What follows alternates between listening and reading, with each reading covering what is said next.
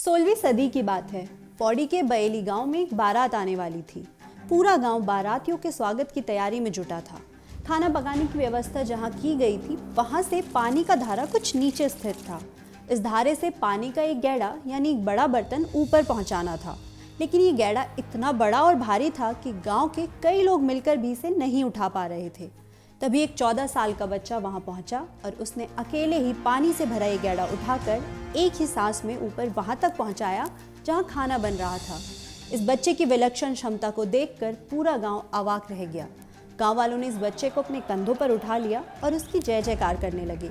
ये लोग समझ चुके थे कि वीर भड़ों के देश में एक और भड़ ने जन्म ले लिया है। इस भड़ का नाम था रिखोला लोधी। नमस्कार, मैं हूं प्रगति और आप देख रहे हैं 12 मासा का विशेष कार्यक्रम एम्पायर।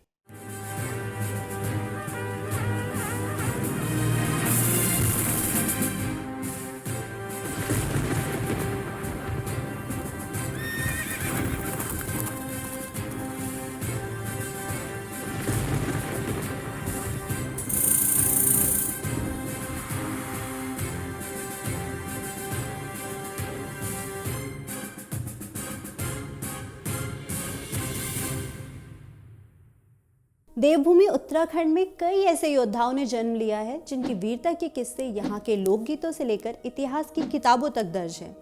ऐसे एक योद्धा थे राजा महिपत शाह के सेना नायक रिखोला लोधी, जिनके युद्ध कौशल और बहादुरी के किस्से न सिर्फ गढ़वाल बल्कि दिल्ली दरबार तक प्रचलित थे। उनकी वीरता का ही असर था कि सेना नायक रहते हुए उन्होंने राजा महिपत शाह के साम्राज्य में सिरमौर रियासत का एक बड़ा हिस्सा शामिल कर लिया था। इसके साथ ही सिलाई फतेह पर्वत से हाटकोटी रोहड़ू तक, जौनसार बावर तक, कुमाऊं के द्वारा हाट तक और सुदूर तिब्बत के द्वापा घाट तक उन्होंने राजा महिपत शाह का शासन स्थापित किया। गढ़वाल के बयली गांव में जन्मे लोधी रिखोला के पिता इलाके के एक प्रतिष्ठित थोकदार हुआ करते थे। रिखोला जब कम उम्र में ही एक भड़ की तरह विख्यात होने लगे तो उनके पिता ने एक संभ्रांत थोकदार परिवार की बेटी से रिखोला की शादी करवा दी।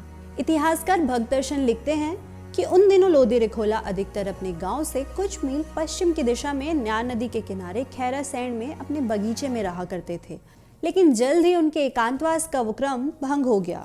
दरअसल उस दौर में गढ़वाल रियासत बार बार होने वाले तिब्बती आक्रमण से परेशान थी। भक्तदर्शन अपनी किताब में लिखते हैं, तिब्बती सरदार अक्सर गढ़वाल में आकर लूटपाट किया करते थे। ऐसे में महाराज महिपत शाह ने उन्हें हमेशा के लिए परास्त करने का निश्चय किया। तब मुख्य सेनापति माधो सिंह भंडारी के सुझाव पर उन्होंने गढ़वाल भर के भड़ों और अन्य वीर युवाओं को निमंत्रण दिया। लोधी रिखोला भला उस निमंत्रण को कैसे अस्वीकार कर सकते थे। वो तुरंत ही श्रीनगर जाकर दरबार में प्रस्तुत हो गए और एक सेना के संचालक नियुक्त हुए। तिब्बत युद्ध में लोधी रिखोला ने यथेष्ट वीरता का परिचय दिया और इसलिए वहां से लौटने पर इन्हें दक्षिणी सीमा की रक्षा का भार दिया गया, क्योंकि ये स्वयं दक्षिणी गढ़वाल के निवासी थे। लोधी रिखोला से जुड़े जो पवाड़े गढ़वाल में गाए जाते हैं, उनमें जिक्र आता है कि रिखोला दिल्ली के राज दरबार से एक दरवाजा उखाड़ लाए थे, लेकिन भक्तदर्शन इस बारे में लिखते हैं कि इस पर विश्वास करने के लिए मजबूत ऐतिहासिक प्रमाण उपलब्ध नहीं है। उनके अनुसार रिखोला ने संभव ही नजीबाबाद के किले पर आक्रमण किया होगा और अपने बल पौरुष से उसके फाटक को नष्ट भ्रष्ट करके वो उसका कुछ अंश प्रमाण के तौर पर श्रीनगर दरबार में लाए होंगे। इस घटना के बारे में विख्यात साहित्यकार और हिंदी में डी लिट की उपाधि पाने वाले पहले भारतीय डॉक्टर पीताम्बर दत्त बर्तवाल का भी बिल्कुल यही मत है।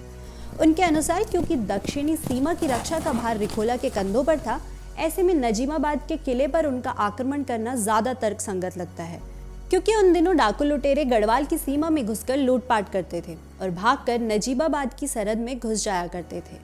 संभव है कि उन्हीं का दमन करने के लिए लोधी रिखोला को उस किले पर हमला करना पड़ा हो।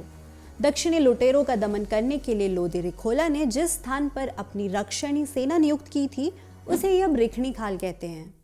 उस दौर में जहां एक तरफ लोधी रिखोला दक्षिणी सीमा की सुरक्षा कर रहे थे, वहीं दूसरी तरफ पश्चिमी सीमा की सुरक्षा माधो सिंह भंडारी के हवाले थी। भंडारी जब तक जीवित रहे तब तक सिरमौर आदि राज्यों में पूर्ण शांति रही और उधर के सभी लोग गढ़वाल के संरक्षण में रहना स्वीकारते रहे, लेकिन उनकी मौत के बाद इस सीमा पर फिर से उपद्रव होने लगा। लुटेरे गढ़वाल की सीमा में घुसकर खड़ी फसलों को बर्बाद कर देते और गांव में लूटपाट मचाकर वापस चले जाते। उनका दमन करने के लिए राजा ने कई बार सेनाएं भेजी। इससे कुछ दिन तो शांति रहती, लेकिन सेनाओं के लौटने पर फिर से उत्पात शुरू हो जाता। ऐसे में महाराज महिपत शाह को एक बार फिर से लोधी रिखोला की याद आई और उन्हें संदेशा भेजा गया कि वो पश्चिमी सीमा को ठीक करें। महाराज का संदेश मिलते ही लोदी रिखोला ने अपने परिवार वालों से विदा ली और वो पश्चिमी सीमा की तरफ बढ़ने लगे। लेकिन तभी उनकी बाईं भुजा कुछ इस तरह से फड़कने लगी कि उन्हें अपशगुन का एहसास होने लगा। उन्हें आभास हुआ कि शायद वो जीवित नहीं लौट सकेंगे और उनके पैर ठिठक कर ठहर गए। उनका आगे बढ़ने का साहस जाता रहा, लिहाजा वो गांव से कुछ ही दूरी पर बसे वाट की पुंगड़ी में रात बिताने के बाद अगली सुबह घर वापस लौट आए। लेकिन उनकी माँ ने रिखोला को ऐसे लौटते हुए देखा तो वो बहुत नाराज हुई। उन्होंने रिखोला को याद दिलाया कि देश की रक्षा के लिए चाहे प्राण भी क्यों न देने पड़े, लेकिन वीरों को पीछे नहीं हटना चाहिए। उन्होंने अपनी कसम देते हुए रिखोला से कहा, मेरे दूध की लाज रखना और अपने कुल को कलंक न लगाना।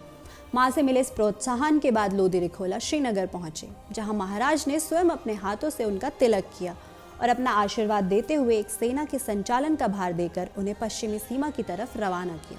अपनी वीरता, रणकुशलता और सैन्य संचालन से लोदी रिखोला ने सिरमौरी लुटेरों के दांत खट्टे कर दिए।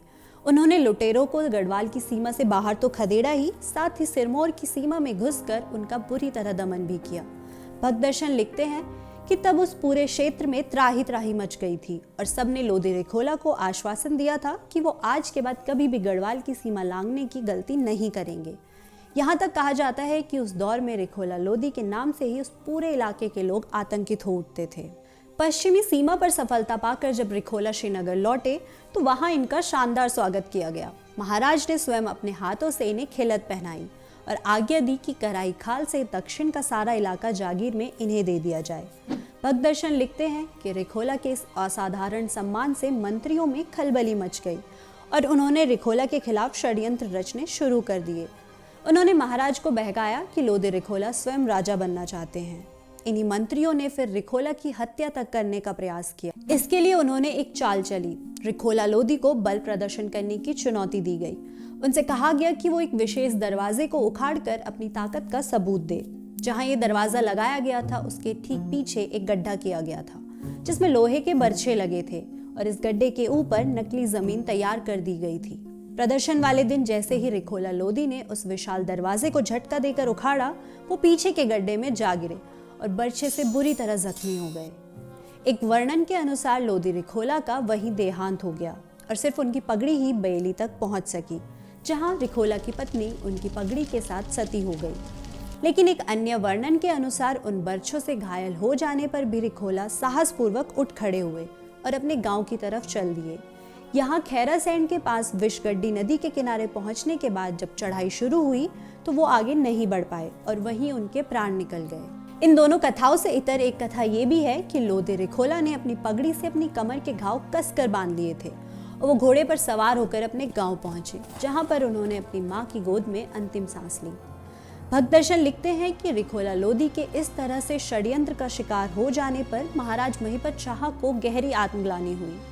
उन्हें अफसोस हुआ कि एक निश्चल वीर देश प्रेमी दरबारियों के षड्यंत्र से मारा गया। कहा जाता है कि इसी के पश्चाताप के लिए उन्होंने राजा त्रिमल चंद से बेवजह एक आत्मघाती युद्ध छेड़ दिया, जिसमें उनकी मौत हो गई।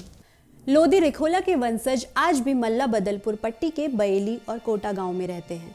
बयली में रिखोला का एक स्मारक भी है, जिसके बारे में एक कहावत है कि एक बार किसी ने रिखोला को ताना मारा था कि अगर तुम सच में भड़ हो तो अमूक पत्थर उठा लाओ। वो विशाल पत्थर गांव से कुछ दूरी पर पड़ा हुआ था। ताना सुनकर रिखोला को ऐसा तैश आया कि वो तुरंत उस पत्थर को उठा लाए और गांव के बीच में स्थापित कर दिया था। बताते हैं कि ये पत्थर आज भी यहाँ मौजूद है। हालांकि इसका अधिकांश भाग टूट गया है, लेकिन अभी भी जो टुकड़ा बचा है वो लगभग 6 फीट लंबा, 4 फीट चौड़ा और 1 फुट ऊंचा है और आज भी लोदी रिखोला की वीर गाथा की गवाही देता है। आज का ये कार्यक्रम आपको कैसा लगा हमें कमेंट करके जरूर बताएं। अगर आपको ये कार्यक्रम पसंद आया तो इसे शेयर करने के साथ ही 12 मासों को सपोर्ट करें। अगर आप ये प्रोग्राम YouTube पर देख रहे हैं तो आप थैंक्स का बटन दबाकर या डिस्क्रिप्शन में दी गई जानकारी के जरिए हमें समर्थन दे सकते हैं। और अगर आप Facebook पर ये वीडियो देख रहे हैं तो आप स्टार देकर भी हमें सपोर्ट कर सकते हैं, ताकि हम लाते रहे पहाड़ों से जुड़ी ऐसी ही जानकारी 12 मास।